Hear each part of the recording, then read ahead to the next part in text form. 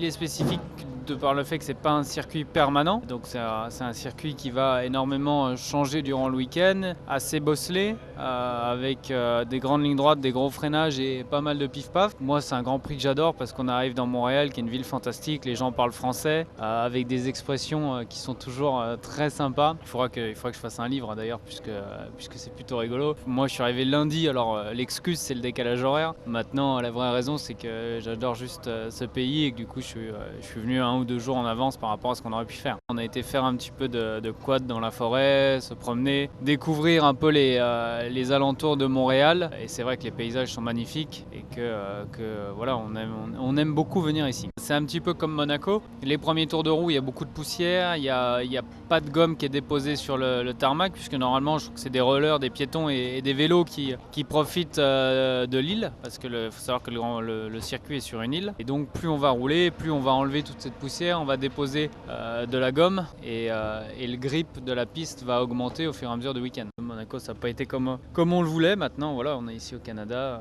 prochain Grand Prix. Alors, ce que j'ai pas pu purger, c'est les 10 places de pénalité sur la grille. Ça, va falloir les prendre. Mais bon, après, voilà, on va faire du mieux qu'on peut ici et puis on verra dimanche. Ouais, c'est un circuit que j'aime bien. La voiture avait bien fonctionné l'an dernier.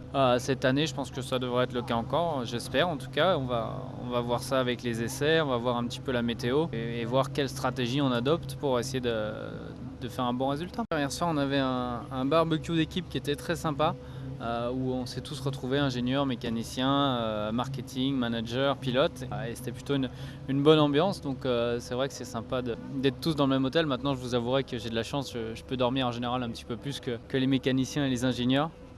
Qui ont vraiment des horaires assez impressionnants et qui des fois dorment que 4 ou 5 heures par nuit. Voilà, ils veulent tout donner, ils veulent que la voiture soit la meilleure possible. Voilà, c'est vraiment un métier passion, ils sont à fond dans ce qu'ils font et c'est vrai que c'est impressionnant de voir un tel dévouement et un tel travail.